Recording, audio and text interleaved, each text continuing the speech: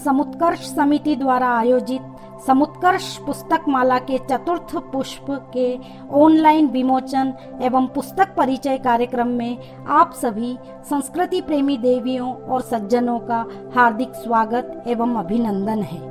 इस कार्यक्रम के माध्यम से समुत्कर्ष समिति अपने सांस्कृतिक प्रकल्प समुत्कर्ष पुस्तक माला के चतुर्थ पुष्प प्रणम्या मातृशक्ति का विमोचन करने एवं सुधी पाठकों को समर्पित करने जा रही है।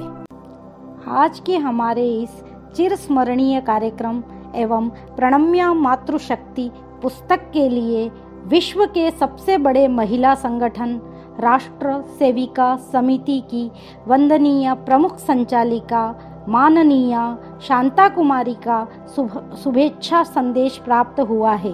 आपका संपूर्ण जीवन मातृशक्ति संगठन को समर्पित रहा है। आइए कार्यक्रम का प्रारंभ इस शुभाशीर्वाद से करते हैं। एक व्यक्ति के भौतिक तथा आत्मिक विकास के सम्यक उत्कर्ष ही समुत्कर्ष है। माने अभ्युदय तथा निश्रेयस के संतुलित विकास को समुत्कर्ष कहते हैं। ऐसे विकास के प्रेरणादायी स्रोत त्याग गुण तथा सच्चारित्र व्यक्तित्व से युक्त भारतीय नारी है।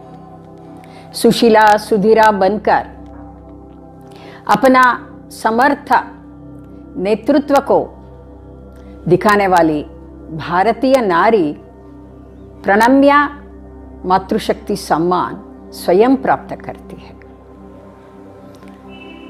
ऐसे भारतीय नारियों का श्रेष्ठ चरित्र दिखाने वाले प्रणम्या मातृशक्ति अंक भारतीय मूल चिंतन से आधारित समुत्कर्ष पत्रिका के 100वें अंक के रूप में प्रकाशित हो रहा है। श्रेष्ठ चिंतन तथा साहस प्रवृत्ति से युक्त भारतीय नारी का धैर्य दिखाने वाले अविस्मरणीय दिवस पर हो रहा है। यह कार्य अभिनंदनीय है। ऐसे मातृशक्ति माने प्रणम्या मातृशक्ति अंक के यशस्वी प्रकाशन के लिए मैं मेरी शुभेच्छा देती हूँ।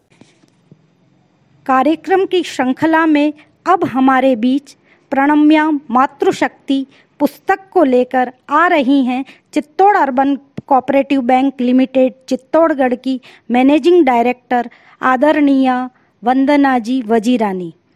आप राष्ट्र सेविका समिति की अखिल भारतीय सहनिधि प्रमुख भी हैं। अंतर्राष्ट्रीय महिला दिवस की हार्दिक शुभकामनाएं। अंतर्राष्ट्रीय महिला दिवस महिलाओं के लिए सम्मान का प्रतीक है और ऐसा कहना चाहेंगे कि विश्व में एक दिन ही महिला का सम्मान नहीं।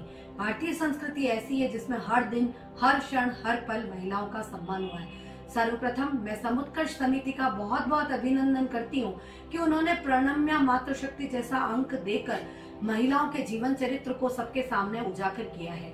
आज हम बात करते हैं समुत्कर्ष समिति की पत्रिका निकलती है। उस पत्रिका में तरह तरह के पात्रों का परिचय होता है, तरह तरह के विशेषांक आते हैं। इस विशेषांकों की श्रेणी में जो पुस्तक है उसने भी अपना एक रूप लिया है।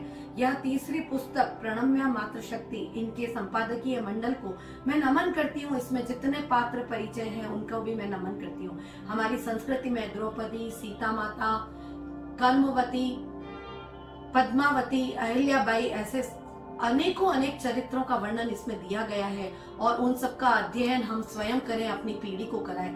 जहां हम चरित्र कथन की बात करें, उन चरित्र कथनों में हमने सबने सती का नाम सुना है। जन्म राजा दक्ष की यहाँ हुआ था, वाहिनी की कोख से सती का जन्म हुआ था। एक बार जब शिवजी और सभी देवता बैठे थे, उस समय राजा दक्ष आते हैं, सभी उनके सम्मान में खड़े होते हैं और शिवजी खड़े नहीं होते हैं। बाद में जब सती का विवाह शिव से हो जाता है, राजा दक्ष के घर में बड़ा यज्ञ संपन्न होने जा रहा है। उसमें शिवजी और सती को आमंत्रित नहीं किया जाता। इस स्थिति पर सती का मन बार बार आतुहल होने लगता है कि मुझे पिताजी के घर के यज्ञ में जाना है। वो बार बार शिव जी को मनाने का प्रयास करती है और शिव जी कहते हैं कि जहाँ आमंत्रण नहीं होता वहाँ जाया नहीं जाता, अपेक्षित के साथ उपस्थित रहा जाता है। परंतु फिर भी पुत्री तो पुत्री है, उनसे रहा नहीं जाता, वो वहाँ चली जाती है। वहाँ केवल वारिणी उनके सम्मान में खड़ी होती है, उसके अलावा अन्य कोई भी उनके सम्मान में खड़े नहीं होते हैं। जब वो यज्ञ स्थल पर जाकर देखती हैं तो शिव जी और उनके लिए कोई स्थान नहीं होता। ऐसा घोर अपमान शिव जी का देखकर वो उस अग्नि में अपने आप को समाहित कर लेती हैं, अपने आप को भस्म कर लेती हैं और उनके साथ जो शिवगण आते हैं वो पूरे अग्नि गुंड को भस्म कर देते हैं। जब शिव जी को ये बात पता चलती है वो विरह में दौड़कर आते हैं, उन्हें अपने बाहों में ले लेकर घूमते हैं, परेशान होते हैं। जब अन्य देवतागण ये सब देखते हैं तो सुदर्शन चक्र से वो सती के 52 भाग कर देते हैं। वो एक एक भाग जहां जहां गया वो भाग आज शक्तिपीठ के नाम से जाना जाता है। तो हमारी पौराणिक कथाओं में सती का स्थान बहुत ही महत्वपूर्ण है। उनके शरीर के 52 भाग 52 शक्तिपीठ के रूप में पूजे जाते हैं, जिनका दर्शन हम सब करते हैं। ऐसे ही एक और पात्र का परिचय ले, माँ सीता। माँ सीता के नाम से कोई भी दूर नहीं, कोई भी उनके ममता से दूर नहीं। आज मर्यादा पुरुषोत्तम श्री राम के जीवन को हम सब ने अपने जीवन में अपनाया है।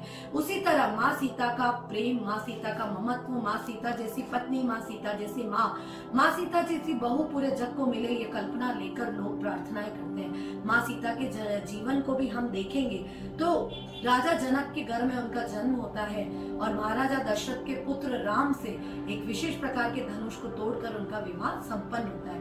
विवाह के पश्चात एक रानी बनकर रहने वाली माँ सीता जब आवश्यकता पड़ती है अपने पति के साथ उनके पद चिन्हों पर चल पड़ती है, पूरे समय अपने पति का साथ देती है। जीवन में एक नई शिक्षा उन्होंने प्रदान करी है कि जब अपने पति सुख में हो, राज में हो, तभी उनके साथ नहीं रहना। जब उन पर कोई दुख, कोई आपत्ति हो तो सदैव उनके साथ खड़े रहना है। माँ सीता का जीवन चरित्र हम सब ने रामायण के माध्यम से देखा है। अशोक वाटिका में भी उनके जीवन वर्णन को हमने सुना है। वहां रहने वाले लोगों ने भी उन्हें अपनी पुत्री का स्थान दिया है। ऐसी माँ सीता को हम नमन करते हैं। साथ ही एक अन्य पात्र सुभद्रा, सुभद्रा से कोई भी अपरिचित नहीं, भगवान कृष्ण की बहन थी। भगवान कृष्ण महाभारत के प्रमुख नायक थे और उनके नाम से कोई भी अछूता नहीं है। वसुदेव की पुत्री और अर्जुन की पत्नी सुभद्रा को हम कम जानते हैं, परंतु उनके पुत्र अभिमन्यु को जानने से कोई नहीं रुका। अभिमन्यु महाभारत के विशेष पात्र थे और अभिमन्यु के लिए तो एक जो कहावत है बहुत ही चिर प्रसिद्ध है, माता को एक आनंद देने वाली है कि अभिमन्यु ऐसे पुत्र थे जो माँ की कोख से सब कुछ सीख कर आए थे। उनके बड़े भाई बलराम ये चाहते थे कि उनका दुर्योधन से विवाह हो जाए, पर श्री कृष्ण की कृपा से वो अर्जुन से विवाहित हुई। श्री कृष्ण के प्रोत्साहन से अर्जुन उन्हें द्वारका ले गए। सुभद्रा के पुत्र अभिमन्यु को हम सभी याद करते हैं। एक छोटी सी बात की पुरी और उड़ीसा में जगन्नाथ यात्रा में बलराम और सुभद्रा की मूर्ति भगवान श्री कृष्ण के साथ हमेशा दिखाई देती है। प्रणम्या, मातृ शक्ति, यह अंक ऐसे ही 3 पात्रों नहीं अनन्य पात्रों से भरा हुआ है। हम सबको उसको पढ़ना है, समझना है, अपने जीवन चरित्र में उतारना है। भारत की महान नारियों ने केवल ममत्व का उदाहरण नहीं दिया, केवल प्रेम का उदाहरण नहीं दिया, केवल कोमलता का उदाहरण नहीं दिया, उन्होंने उदाहरण दिया है अपने त्याग का, उन्होंने उदाहरण दिया है अपनी शक्ति का, उन्होंने उदाहरण दिया है जोहर करके अपने बलिदान का, उन्होंने उदाहरण दिया है राजकाज को संभालने का। इन सब में वो पात्र समाहित है जिनसे हमें श्रेष्ठ नारियों की कल्पना मिलती है। मैं अंतर्राष्ट्रीय महिला दिवस के दिन समुत्कर्ष समिति का आभार व्यक्त करते हुए इस विमोचन कार्यक्रम में एक बात अवश्य रूप से कहना चाहूंगी, हम सबको ही नहीं प्रत्येक नारी शक्ति को इस विशेषांक को अवश्य से पढ़ना चाहिए। नारी वह है जो एक हाथ को लिए हुए नहीं है, नारी वह है जो अष्टभुजा का साकार रूप है, नारी वह है जो सब कुछ कर सकती है। इस नारी अंक को नमन करते हुए इस विमोचन कार्यक्रम में मैं सभी को शुभकामनाएं प्रेषित करती हूँ। आज का यह दिन हमारे लिए विशिष्ट भी है। आज महान त्यागमयी पन्नाधाय की जयंती है। आज महारानी कर्मवती के नेतृत्व में चित्तौड़ के दूसरे जोहर का स्मृति दिन भी है।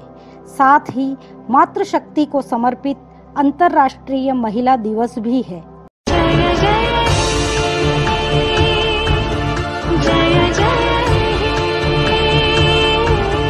मातृभूमि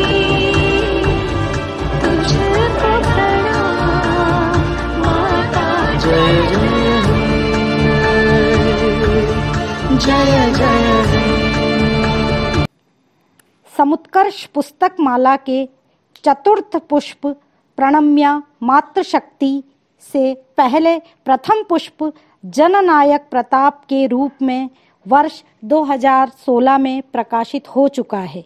द्वितीय पुष्प सर्वंशदानी गुरु गोविंद सिंह जी महाराज को समर्पित 1.25 लाख से एक लड़ाऊं था।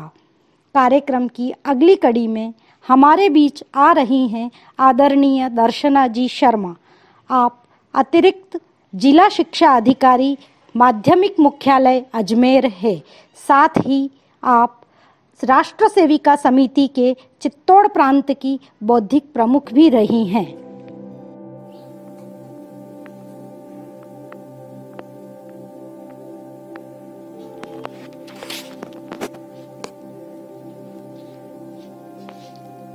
प्रणम्या मातृशक्ति ही समुत्कर्ष समिति की ओर से प्रणम्या मातृशक्ति पुस्तक माला के विमोचन का सौभाग्य मुझे मिला है। बहुत ही गौरव का अनुभव कर रही हूँ प्रणम्या मातृशक्ति पुस्तक का विमोचन करते हुए।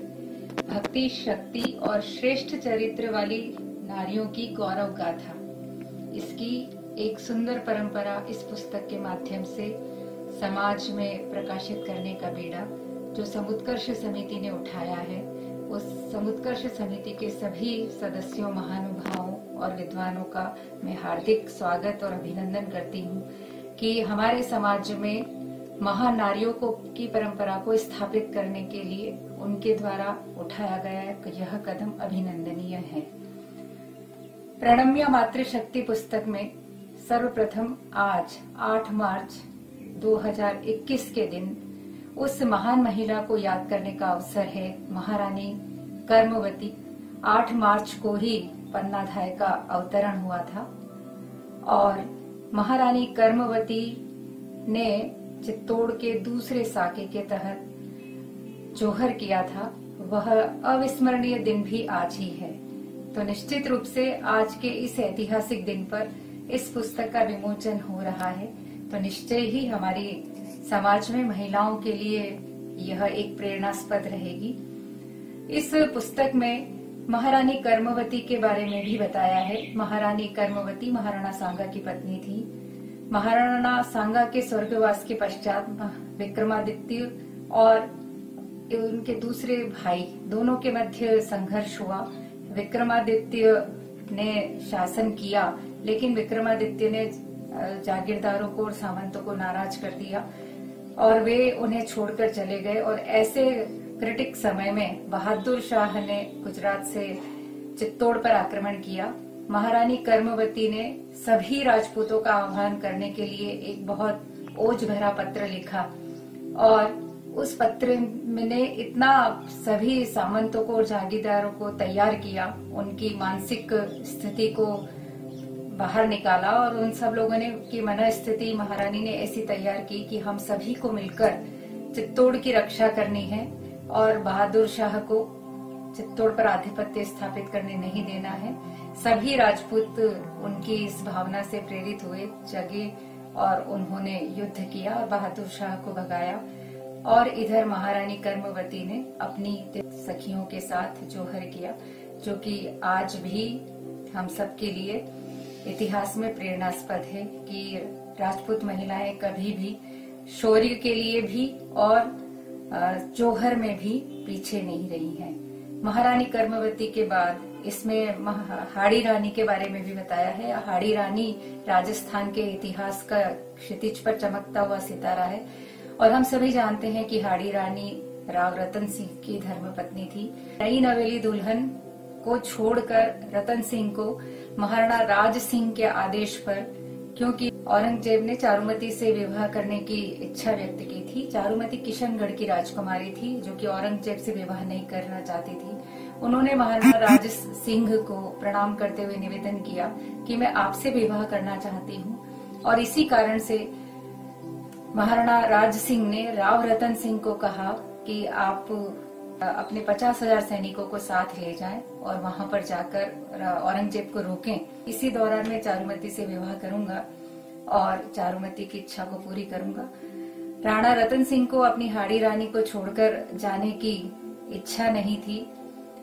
उनके मन में कहीं न कहीं अपने कर्तव्य और अपने वैवाहिक दायित्व के बीच में उथल पुथल ऊहापोह मची हुई थी, और इसी कारण से उन्होंने जाते जाते अपने पुरोहित को भेजा और बोला कि एक रानी से कोई सेनानी ले आओ, कोई निशानी ले आओ। और कितनी अनूठी निशानी हाड़ी रानी ने राव रतन सिंह के लिए दी, हम सबको पता है कि उन्होंने अपना शीश काट कर दे दिया। इतिहास में ऐसा कभी नहीं हुआ कि मेवाड़ के लिए, अपनी शान के लिए पति से पूर्व पत्नी ने अपना बलिदान दिया हो। यह सुदृढ़ परंपरा हाड़ी रानी ने हम सबको सिखाई।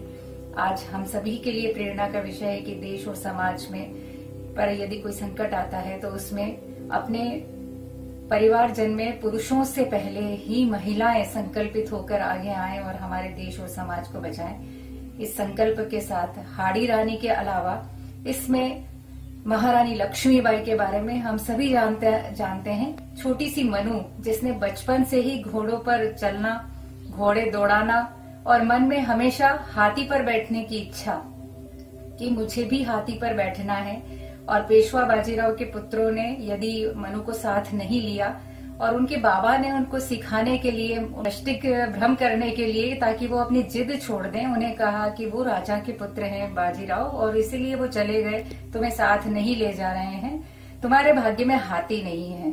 तो मनु का तपाक से उत्तर था कि मेरे भाग्य में एक नहीं, मेरे भाग्य में 10 हाथी हैं। और यही उन्होंने अपने भाग्य में पाया भी। लेकिन जब अवसर आया अंग्रेजों के साथ संघर्ष करने का, तो झांसी की रानी लक्ष्मीबाई ने 1 मिनट भी नहीं सोचा, तुरंत।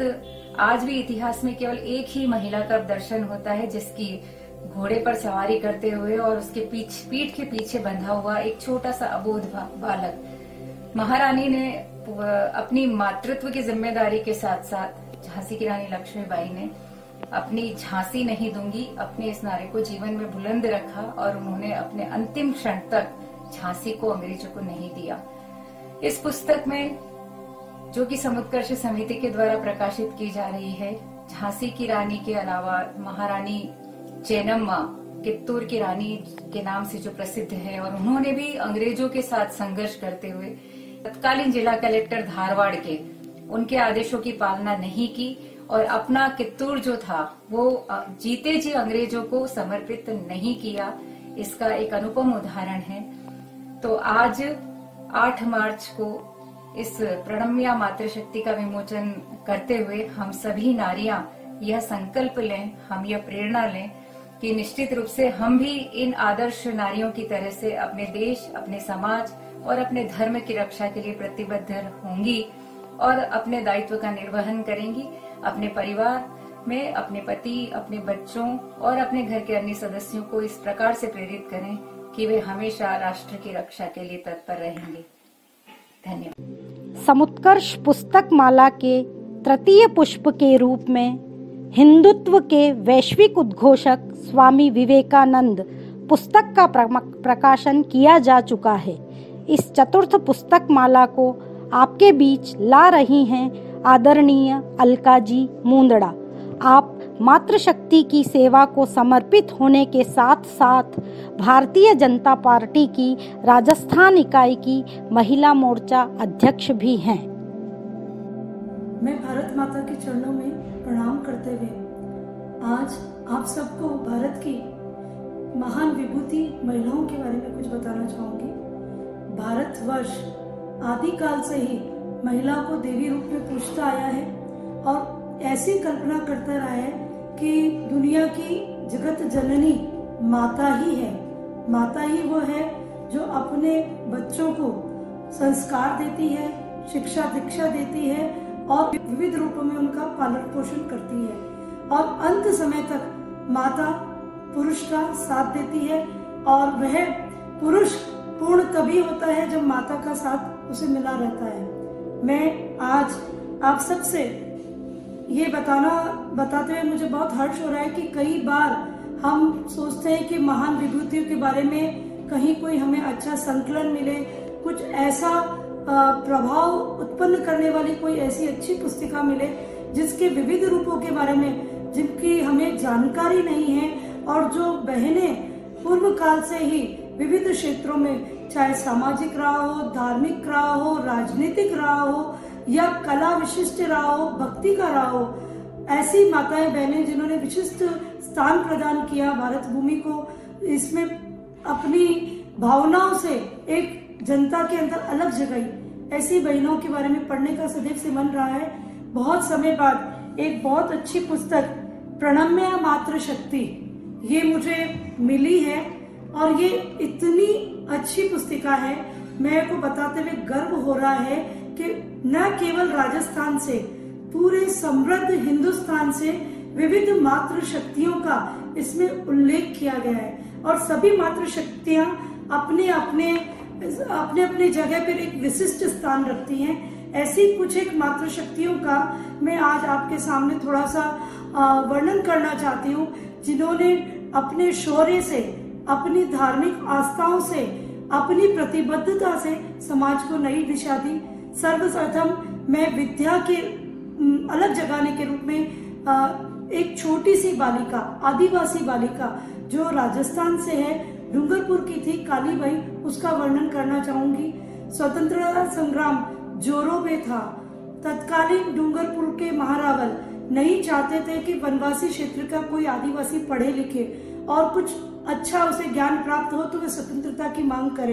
तो ऐसे समय पे जब वहाँ छोटे छोटे विद्यालय नानाजी भाई द्वारा खोले गए थे, ऐसे समय नानाजी भाई के जो विद्यालय थे छोटे छोटे आदिवासी अंचलों में, उनको बंद करने के लिए उन्होंने तत्कालीन समय पे अंग्रेज मजिस्ट्रेट से बहुत ज्यादा दबाव बनाया और ये सन 1947 की बात है। 19 जून की 1947 के दिन एक नाना भाई का विद्यालय जहाँ चलता था, वहाँ अपने शिक्षक के द्वारा वह कोई चर्चा कर रहे थे। वहाँ एक मजिस्ट्रेट पूरी पुलिस फौज के साथ आता है और उनसे कहता है कि अपने विद्यालय बंद करो, कोई आवश्यकता नहीं है कि यहाँ कोई शिक्षा की अलग जगाई जाए। ऐसे समय पे जब प्रतिकार नाना भाई द्वारा, भील द्वारा वहाँ किया गया और उनके शिक्षक द्वारा किया गया, तो उन्हें बहुत ज्यादा लाठियों से उन पुलिस वालों ने मजिस्ट्रेट के आदेश से भांजना, मारना चालू किया। लेकिन ये सब देख करके वहाँ आसपास जो छोटे छोटे बच्चे पढ़ रहे थे, उनमें एक छोटी सी बालिका, आदिवासी बालिका कालीबाई भी थी। वह बकरियां चरा के वहाँ आई थी अध्ययन करने के लिए और कुछ और बालक बालिकाएं थे, थोड़े गांव के लोग भी थे। उसे ये चीज बर्दाश्त नहीं हुई और कोई कुछ कर ना पाता, लेकिन बालिका का अपने शिक्षा के प्रति, अपने गुरुजी के प्रति, नाना भाई के प्रति इतना आदर था कि वे छड़ी लेकर के, जैसे ही नाना भाई और उनके अध्यापक जी को वो बांध के ले जाने लगे, वह छड़ी लेके दौड़ पड़ी। उनको जीप के पीछे बांध दिया गया था। वह छोटी सी बालिका जब पीछे दौड़ रही थी तो उसे धमकाया गया कि तुम रुक जाओ नहीं तो गोली चला देंगे। लेकिन उसके पीछे पीछे भी बहुत सारे बच्चे और गांव के लोग आ गए, लेकिन वे बालिका रुकी नहीं। उस पे तत्कालीन समय के पुलिस अधिकारियों ने गोली चला दी। बच्ची ने गोली चलने का ये असर हुआ कि गांव के लोग और आगे बढ़े। उन्होंने नाना भाई और अध्यापक जी को छुड़ा तो लिया, लेकिन नाना भाई को बाद में बचाया नहीं जा सका और वह छोटी सी बालिका कालीबाई भी उसमें उसका प्राणोत्सर्ग हो गए। और ऐसी बालिका ने ऐसी शिक्षा की अलग जगाई। उस वीर बालिका ने एक नया स्थान भील समाज को, आदिवासी समाज को दिया कि वो वनवासी लोग भी अध्ययन कर सकते हैं, शिक्षा दीक्षा प्राप्त कर सकते हैं, वह अपनी तरक्की की राहें खोल सकते हैं। ऐसा इस पुस्तक में प्रणम्या मातृशक्ति में बहुत सुंदर वर्णन किया गया है। अब मैं आपको एक वीर महिला जो बीकानेर की थी, किरण देवी, उसके संदर्भ में बताना चाहूंगी।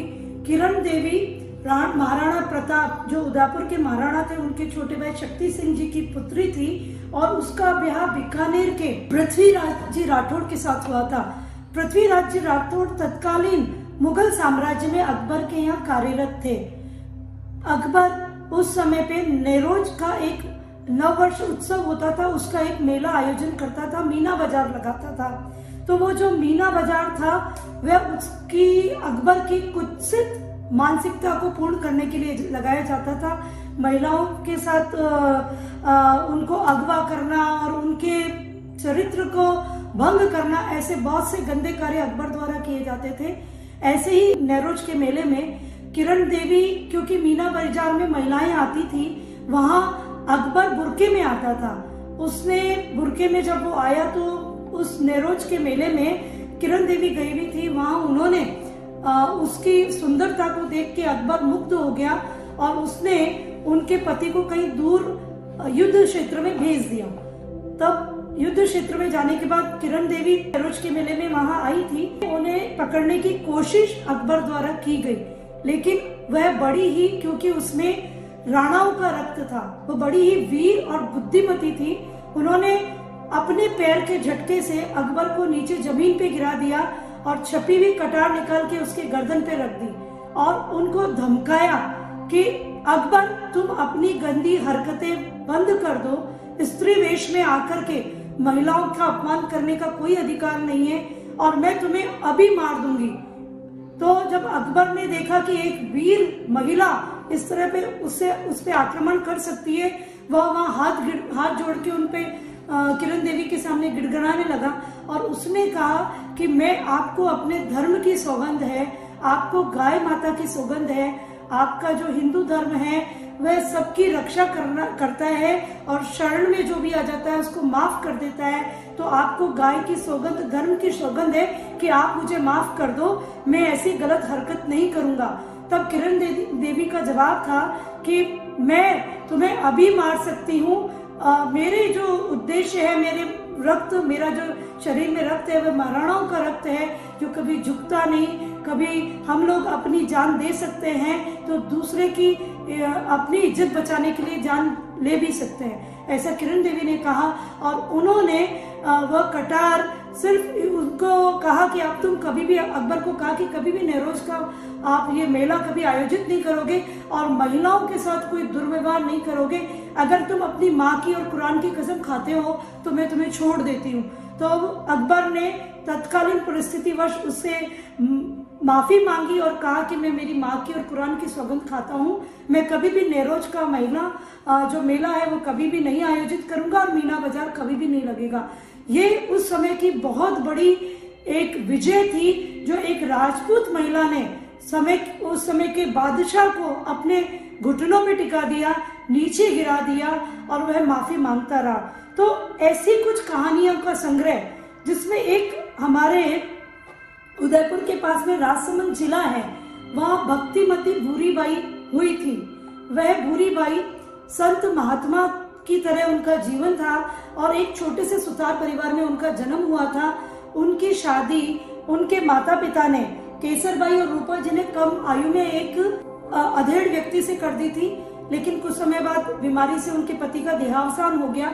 तो उनके मन में जो विरक्ति आई, उस विरक्ति की वजह से उन्होंने संसार को बिल्कुल क्षणिक मान लिया कि ये क्षण भर का खेला है, हम कभी भी अपने उद्देश्य से भगवान को हम अलग नहीं कर सकते। परम उद्देश्य हमारा पर ब्रह्म में जाकर के लीन होने का है। और वे भक्ति और अद्वैत की विचारधारा को लेकर के अपना जीवन जीती रही। उनके समय के उन्होंने फिर बहुत छोटे छोटे पदों में अपना जो भावना है उसको बहुत अच्छे तरह से प्रकट किया। उनके यहाँ पर बहुत बड़े बड़े महाराणा, कई संत चतुर सिंह जी बाव जी और रजनीश ओशो जी भी उनके भक्त थे। वो उनके यहाँ आते थे और उनसे अपने सतमार्ग पे चलने का मार्ग और समस्याओं के समाधान पूछते थे। ऐसी महात्मा भूरीबाई अलग थी और जिनकी आज भी प्रत्येक सप्ताह में उनकी एक बार भजन कीर्तन और संध्याओं का आयोजन यहाँ राजसमंद के पास जो लावा गांव है उसमें किया जाता है। आमेट के पास है ये लावा गांव। तो इस तरह से जो संकलन है वह अति उत्तम बन पड़ा है। मैं आज जो वर्णन कर रही हूँ वो सिर्फ इस उद्देश्य से कर रही हूँ कि आप देखिए किस तरह से एक छोटी बालिका विद्या का अलग जगा सकती है। एक राजकन्या किसी आक्रांता को जमीन पे झुका सकती है और एक छोटे से परिवार में जन्मी माता दुनिया में भक्ति का अलग जगा सकती है। तो ऐसी विविध प्रकार की कहानियों का संग्रह प्रणम्या मात्र शक्ति में है। निवेदन है कि अगर उपलब्धता बने तो आप जल्दी ही इसको अवश्य पढ़ें। ये तमाम कहानियां हमारे जीवन को एक उद्देश्य की ओर ले जाएगी, धर्म का प्रसार करेगी, हमारे देश में जो सांस्कृतिक राष्ट्रवाद का हनन होने जा रहा है उसको पुनर्स्थापित करने में ये बहनों के लिए बहुत महत्वपूर्ण भूमिका अदा करेगी। मेरी इन सभी भावनाओं के साथ भारत माता की जय। आप सभी दर्शक निश्चित रूप से प्रणम्या मातृशक्ति पुस्तक में संकलित नारी शक्ति की जीवनी के संस्मरणों को सुन गौरवान्वित हो रहे होंगे। इसी कड़ी को आगे बढ़ा रही हैं आदरणीय रजनी जी डांगी।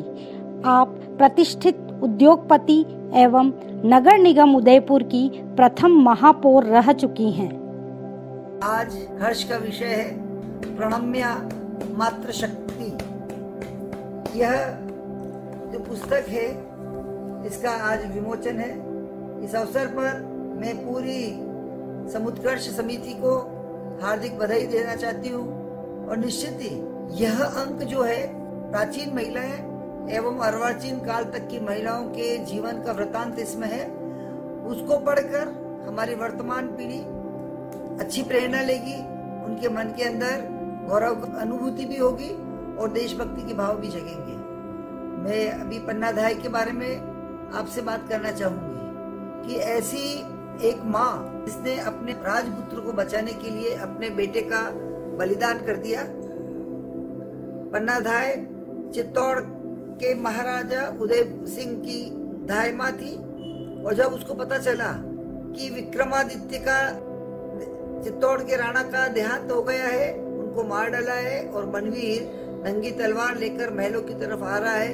बनवीर ने आते ही पन्नाधाय को पूछा अरे उदय सिंह कहाँ है? उसका बेटा 15 वर्ष का खाट पर लिटा कर देखकर उसने कहा, इशारा किया कि ये मेरा पुत्र है और बनवीर ने उसके 2 टुकड़े कर दिए। आप सोचिए, कल्पना करिए कि किस प्रकार से एक माँ ने अपनी आंखों के सामने अपने बच्चे को कटते हुए देखा है। ऐसा बलिदान हमको इतिहास में बहुत कम देखने को मिलता है। ऐसी महान नारियां हमारे यहाँ देश में अनेक हुई है और उन्हीं का यह जो अंक है प्रणम्या मातृशक्ति, निश्चित रूप से मैं सभी दर्शकों से भी निवेदन करना चाहती हूँ, ये जो मासिक पत्रिका जो निकलती है उसके सदस्य बने, उसको मंगावे और यह अपने यहाँ पर रखें ताकि बच्चे जब भी पढ़े तो उससे उनको कोई न कोई शिक्षा प्राप्त हो और एक गौरव की अनुभूति उनको मिले। एक बार पुनः मैं आप सबको हार्दिक बधाई और आपका सबका स्वागत अभिनंदन करती हूँ। धन्यवाद। समुत्कर्ष समिति की इस अनुपम प्रस्तुति प्रणम्या मातृशक्ति में 70 महान नारियों के जीवन चरित्रों का संकलन किया गया है, जो समाज के हर स्त्री पुरुष के लिए पठनीय एवं मननीय है। मैं आप सबसे अनुरोध करूंगी कि आप सभी इसे अवश्य पढ़ें। कार्यक्रम को समृद्ध करने के लिए अब आपके समक्ष आदरणीय भाग्यश्री साठे उपाख्य चंदा दीदी, आप अविवाहित रहकर मातृशक्ति की सेवा और संगठना के कार्य में लगी हैं। आप महिला समन्वय की राष्ट्रीय सह संयोजिका एवं विश्व विभाग की संपर्क टोली की सदस्य भी हैं। पाठकों को मेरा नमस्कार। जिस भारतीय संस्कृति में अर्धनारी नटेश्वर की संकल्पना है, शिव शक्ति की आराधना है, ऐसे परस्पर पूरक जीवन शैली होने वाले देश में हमारा जन्म हुआ, यह हमारा सौभाग्य है। स्वामी विवेकानंद के कथनानुसार किसी भी समाज रूपी गरुड़ पक्षी को आकाश में ऊंची उड़ान भरनी हो तो उसके दोनों पंख स्त्री और पुरुष सशक्त होने चाहिए और समाज को सशक्त और स्वस्थ बनने के लिए उसके सामने लिखित या जीते जागते आदर्श होने चाहिए। ऐसे ही कुछ प्रेरक महिलाओं का चरित्र की एक पुस्तक 8 मार्च अंतर्राष्ट्रीय महिला दिवस के उपलक्ष्य में प्रकाशित होने जा रही है। इसलिए समुत्कर्ष समिति जिसके द्वारा यह पुस्तक विमोचित हो रही है, प्रणम्या मातृशक्ति, इनको मैं हृदय से अभिनंदन करना चाहती हूँ। 70 नारियों के इस संक्षिप्त चरित्र की ये बहुत महत्वपूर्ण पुस्तक है। इतना बड़ा सराहनीय संकलन का कार्य हुआ है। इसमें पुरातन काल से स्वतंत्रता प्राप्ति तक के काल की विभिन्न क्षेत्र की महिलाएं हैं। आज भारतवर्ष में बहुत सारी महिलाएं पढ़ी लिखी है, लेकिन आज इसका श्रेय जाता है सावित्रीबाई फुले को। जिनके कारण हम आज शिक्षा प्राप्त कर पा रहे हैं। 1848 में पुणे में अपने पति के साथ मिलकर विभिन्न जातियों की 9 छात्राओं के साथ उन्होंने विद्यालय की स्थापना की। एक ही वर्ष में दोनों ने मिलकर और 5 नए विद्यालय खोले। वे भारत की प्रथम कन्या विद्यालय की प्रथम महिला शिक्षिका रहीं। उस समय के सामाजिक पाबंदी के काल में भी शिक्षा पाना और देना कितना कठिन रहा होगा, इसकी कल्पना आप कर सकते हैं। वे जब विद्यालय जाती तो विरोधी लोग उन पर कीचड़, गंदगी, गोबर फेंकते। इतना सहते हुए भी वे कभी विचलित नहीं हुई। वे एक समाज सुधारिका एवं कवयित्री भी थी। उन्होंने अपने पति के साथ मिलकर विधवा विवाह करना, छुआछूत मिटाना, दलित महिलाओं को शिक्षित करना, प्लेग में मरीजों की सेवा करना, ऐसे अनेक प्रकार के कार्य किए। इस श्रेष्ठ कार्य के लिए उन्हें शत शत नमन। इस पुस्तक में और एक चरित्र है वंदनीय लक्ष्मीबाई तथा मौसी जी केलकर का।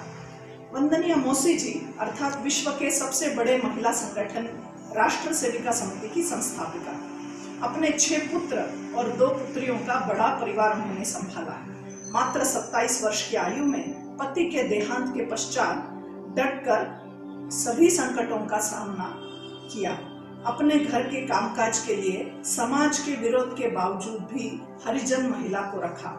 उन्होंने स्वतंत्रता आंदोलन में भी भाग लिया। महात्मा गांधी जी के भाषण सुनने वर्धा में जाती। ऐसे ही एक अवसर पर तिलक फंड में अपने गले की सोने की माला भी दे दी। उनके बेटे संघ की शाखा में जाते थे। शाखा के संस्कारों से बेटों के जीवन में आया सदाचरण युक्त व्यवहार देखकर वे संघ कार्य से प्रभावित हुई। तत्पश्चात संघ संस्थापक पूजनीय डॉक्टर जी से मिलकर प्रदीर्घ चर्चा के पश्चात उनके कथनानुसार महिलाओं के क्षेत्र में अलग से संगठन विजयादशमी 1936 को राष्ट्र सेविका समिति प्रारंभ किया। शीघ्र ही समिति का विस्तार अनेक प्रांतों में हुआ। 14 अगस्त 1947 में विभाजन के भीषण दौर में वंदनीय मौसी जी सेविकाओं को धैर्य देने कराची भी पहुंची। देश भर में प्रवास करना, पत्र लेखन, अनेक पुस्तकों का वाचन, रामायण पर प्रवचन और आत्मीयतापूर्ण व्यवहार से देश की हजारों महिलाओं में देशभक्ति, भारतीय संस्कृति, राष्ट्र के प्रति योगदान का भाव निर्माण किया। इस प्रकार की देश की महिलाओं में व्यापक जागरण करने वाली वंदनीय मौसी जी को शत शत नमन। इस प्रणम्या मातृशक्ति इस पुस्तक में तीसरा प्रेरक जीवन है मूलतः आयरलैंड में जन्मी मार्गारेट एलिजाबेथ नोबल का, जो बाद में चलकर स्वामी विवेकानंद की शिष्या भगिनी निवेदिता बनी। अपने पिता सैमुअल से सेवा के संस्कार पाए। साहित्य, कला, विज्ञान, दर्शन शास्त्र अनेक विषयों का अध्ययन किया। इंग्लैंड में आकर अपना एक विद्यालय खोला और अध्यापन कार्य किया। वे एक छात्र प्रिय, कुशल, नए नए प्रयोग करने वाली शिक्षिका थी। इंग्लैंड में स्वामी विवेकानंद के भाषणों और विचारों से प्रभावित होकर उनके आवाहन और स्वयं प्रेरणा से इंग्लैंड से भारत में आई। भारत आकर दीक्षा लेकर मार्गारेट नोबल भगिनी निवेदिता बन गई। यहाँ आकर हिंदी, बांग्ला, संस्कृत जैसे भाषाएं सीखी। इसी बीच कलकत्ता में प्लेग फैला। वे स्वयं मरीजों की सेवा करती थी। हाथ में फावड़ा और झाड़ू लेकर रास्ते की गलियों को साफ करती थी। उन्होंने भारत का भ्रमण किया और यहाँ के जीवन और संस्कृति से प्रभावित होकर स्वामी जी से कहा, मैं भारत की बेटी हूँ और भारत की सेवा करूंगी। इस समय कांग्रेस के एक अधिवेशन में उन्होंने स्वदेशी की प्रदर्शनी भी लगाई। आज हम आत्मनिर्भर भारत की बात करते हैं। ठेले पर स्वदेशी वस्तुएं भी बेचती थी। भारत का तब का एक राष्ट्रध्वज भी उन्होंने तैयार किया। बाढ़ में सेवा कार्य किया। अनेक क्रांतिकारकों को प्रेरणा दी। वैज्ञानिकों को सहयोग किया। अनेक अखबारों में वो लेखन करती थी। पुस्तकों का भी लेखन किया है। रविंद्रनाथ टैगोर ने लोकमाता ऐसे उन्हें उपाधि दी थी। ऐसे एक प्रखर वक्ता, लेखिका, देशभक्त, सेवा कार्य में समर्पित इस भगिनी निवेदिता को शत शत नमन। ऐसे 70 महिलाओं का चरित्र इस पुस्तक में दिया गया है। बहुत ही प्रेरक पुस्तक है। आप इसे जरूर घर में रखें, अवश्य इसका वाचन करें और हमारा जीवन उदात्त बनाने में यह बहुत सहयोगी रहेगी। बहुत बहुत नमस्कार। कार्यक्रम की अंतिम कड़ी के रूप में प्रणम्या मातृशक्ति को आपके समक्ष लेकर आ रही हैं vision academy senior secondary school की प्रधानाचार्य आदरणीय प्रतिमा जी सामर। आप समुत्कर्ष पत्रिका के संपादन मंडल की सदस्य भी हैं। आप सभी दर्शकों को आज 8 मार्च अर्थात अंतर्राष्ट्रीय महिला दिवस, धायमा पन्ना का जन्म दिवस और चित्तौड़ के द्वितीय जौहर का पुण्य दिवस, इन सभी की बहुत बहुत बधाई देती हूँ और शुभकामनाएं देती हूँ। समुत्कर्ष समिति राष्ट्रवादी विचारों से ओतप्रोत यह समिति समाज में कई पॉजिटिव परिवर्तन लाने का प्रयास निरंतर कर रही है। इनके कई प्रकल्प आज चल रहे हैं, जैसे चैरिटी विज्ञान माला, संस्कार माला, समुत्कर्ष रक्तदान शिविर, समुत्कर्ष पौधारोपण कार्यक्रम, समुत्कर्ष मासिक गोष्ठी। इन सभी कार्यक्रमों में इस समिति का प्रयास रहता है कि वे राष्ट्रवादी विचारों को किसी न किसी रूप में संवर्धन और संरक्षण करें। समिति की एक उत्कृष्ट देन है हिंदी मासिक पत्रिका समुत्कर्ष, जो भारतीय संस्कृति के कई आयामों का संरक्षण और संवर्धन कर रही है निरंतर रूप से। इसी की एक और कड़ी है समुत्कर्ष पुस्तक माला। यह पुस्तक माला किसी एक विषय को लेकर उस पर गहन रिसर्च करके सभी आयाम हमारे सामने प्रस्तुत करती है। इस पुस्तक माला में एक कड़ी और जुड़ी है, जिस पुस्तक का विमोचन करने के लिए मैं आज आप सभी के सामने प्रस्तुत हुई हूँ। यह चतुर्थ मणि प्रणम्या मातृशक्ति आज इस महिला दिवस पर आप सभी के सामने प्रस्तुत है, जिससे कि आप इस भारतवर्ष की अनेक महान नारियों के चरित्र को बहुत अच्छे से पढ़ सकेंगे, समझ सकेंगे और उनके गुणों को आत्मसात कर सकेंगे। इस उत्कृष्ट पुस्तक के लिए मैं समुत्कर्ष समिति का हार्दिक अभिनंदन और आभार व्यक्त करती हूँ।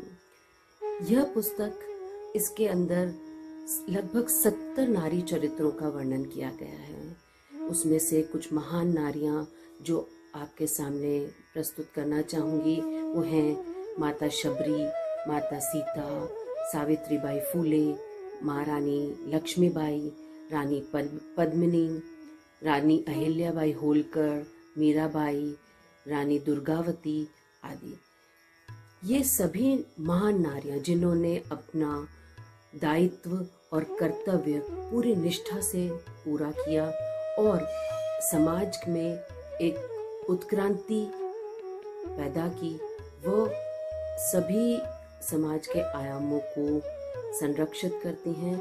इसलिए आपके सामने यह बहुत ही उत्कृष्ट पुस्तक प्रस्तुत है। इसके अंदर कुछ ऐसे नारी चरित्र हैं जिसने मुझे बहुत ही प्रभावित किया है।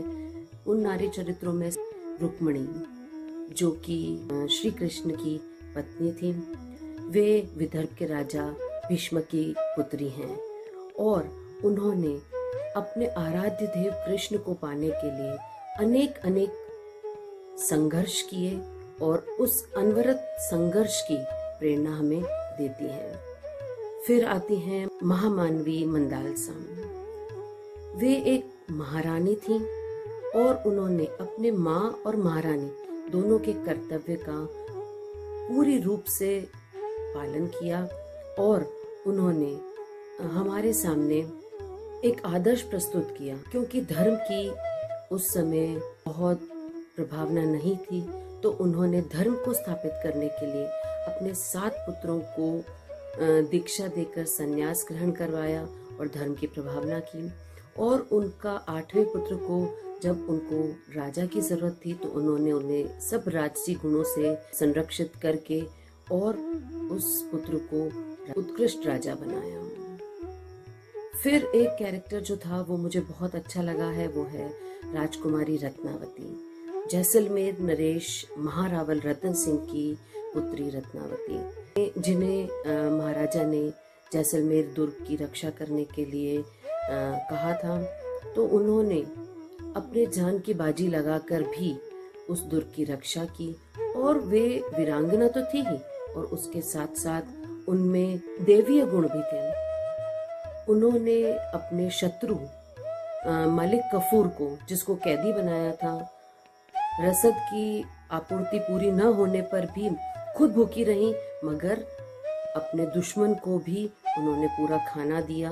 और ये जो दुश्मन के प्रति मानवीयता रखने वाली सीख है, वो हमें इस आदर्श नारी चरित्र से सीखने को मिलती है। फिर माई भागो, वे एक देशभक्त महिला थी और उन्होंने अपने मनोबल को पूरा ऊंचा रखा।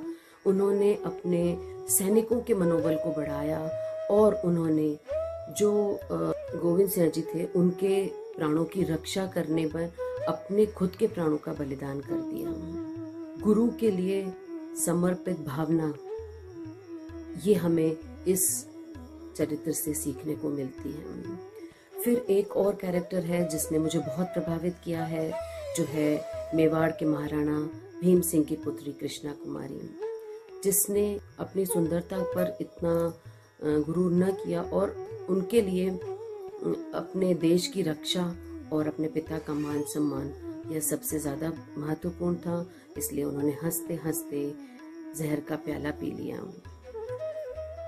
इस पुस्तक के अंदर ऐसे कई चरित्र हमारे सामने प्रस्तुत हैं जो कि हमें जीवन के लिए गहरी सीख देने वाले चरित्र हैं। इसलिए मैं सभी दर्शकों से निवेदन करना चाहूंगी कि सभी दर्शक अपने घर की लाइब्रेरी में इस पुस्तक को जरूर से स्थान दें और अपने घर के हर सदस्य को इसे पढ़ने की प्रेरणा दें और इनके गुणों को आत्मसात करने की प्रेरणा दें। अंत में फिर से मैं समुत्कर्ष समिति के सभी मेंबर्स को इस उत्कृष्ट देन के लिए धन्यवाद करती हूँ, आभार ज्ञापित करती हूँ। सभी को बहुत बहुत आभार। समुत्कर्ष पुस्तक माला का यह चतुर्थ पुष्प प्रणम्या मातृशक्ति निश्चय ही आपको अपने गौरवशाली अतीत से जोड़कर भविष्य के लिए पाथेय देने वाला है। आप सभी का समुत्कर्ष समिति के प्रति यही स्नेह और आत्मीय भाव बना रहे। धन्यवाद।